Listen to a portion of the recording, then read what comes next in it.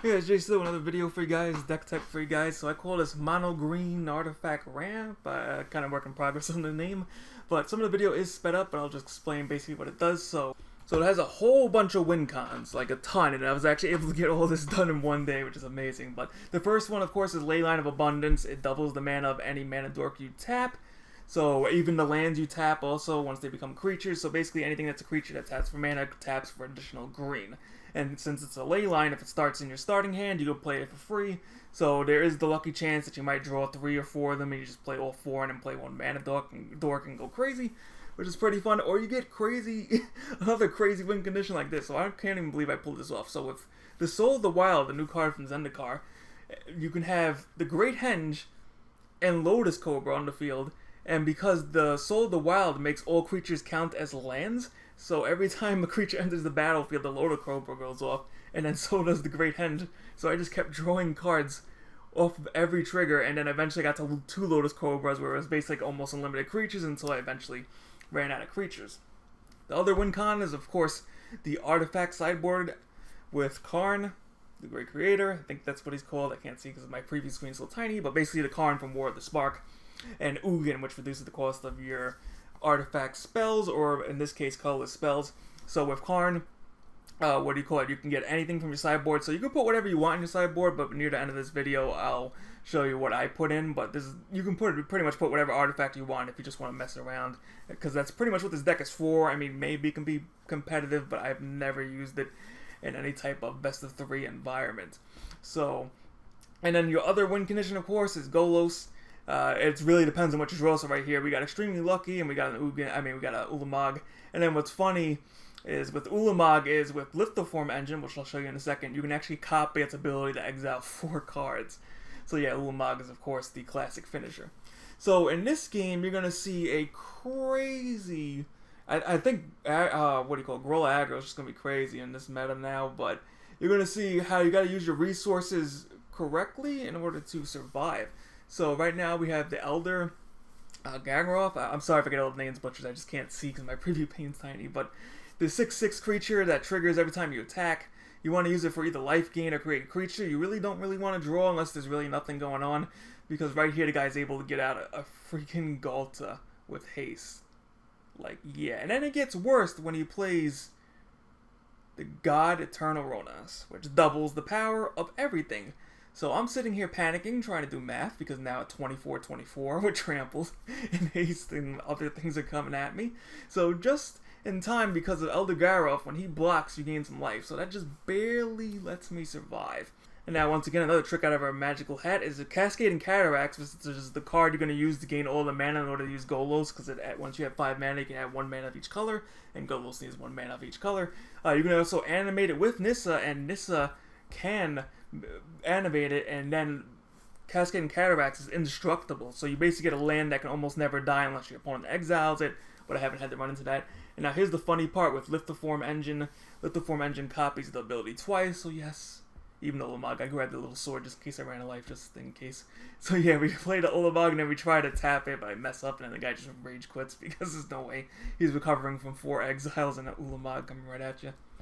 And then here's another one, with the last one with Merfolk. So this was an annoying game because I knew he was going to play like Collected Company eventually, but I didn't really want to grab the cage because I realized Collected Company is an instant, so I grabbed the cage. I misclicked by accident.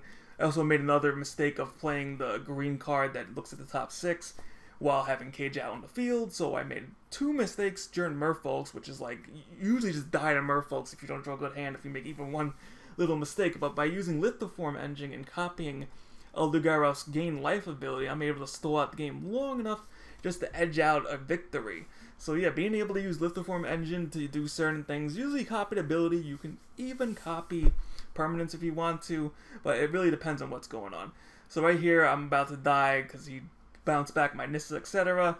But what you can also do, the final bag of tricks, I guess, in this deck, is you can also copy Planeswalker abilities.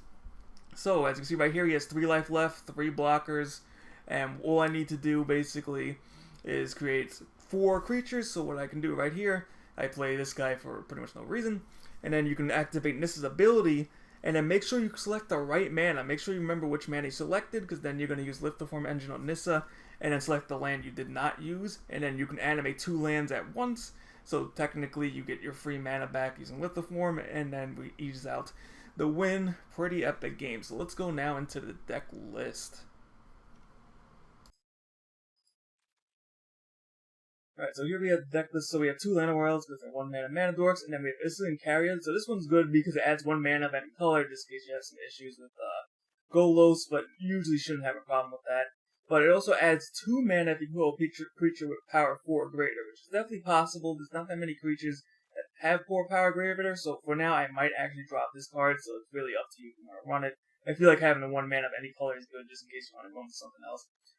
2 Lotus Cobras. I'm also debating getting rid of this, but after doing that crazy combo, it's just too much fun. 4 Paradise Druids, add 1 mana of any color. Bala Ged Recovery. This one returns a card from your graveyard to your hand. That's mostly what you use it for. If you have to play it, it's pretty unfortunate.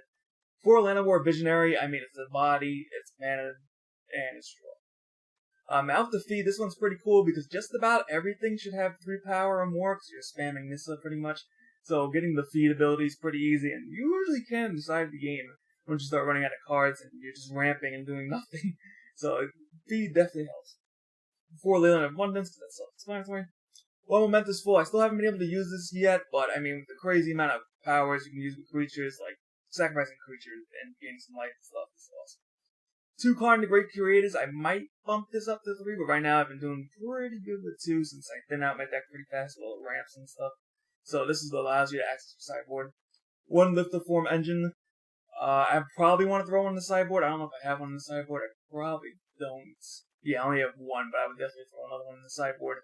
I mean, it doubles your triggers, it doubles everything in the game. 2 Solemn for ramp. 1 Ashaya. I don't know if it's right. Ashaya. So the wild bit makes all your creatures forest, so anything that helps with forest. So, for example, if you tap that creature who's now forest, you also get Leyline of Abundance mana. And then if you do that with any other ramp creatures, except Lotus Cobra, it doesn't work with Lotus Cobra because that's not a tap. But it can also work with your Nissa lands too, so that's awesome. 1 Elder Gargaroth. I might throw in a second one of this instead of the Ilysian, but let's see what happens. But yeah, the life trigger is extremely important versus aggro decks, and of course, it does pretty much everything. Basically, 2 Golos for the obvious second ability, and then it also searches for land. Every time you search for land, you should be searching for Cascading. I don't see any reason why you wouldn't search for Cascading unless you somehow manage to not draw green mana. 2 Ugins, basically for the reduction in cost, but you can also do the -3 and copy it twice, which definitely helps out a lot. 1 Turntimber Symbiosis. If I can get another one, I might throw in another one, because it's technically a land. And life is not that much of an issue unless you're playing against aggro. So this card is pretty awesome. 1 Ugin the Spirit Dragon. I am debating getting rid of this because it does mess up a lot of stuff, but a lot of your things are artifacts, so the only things you really lose are just the little mana dorks, so it doesn't matter that much.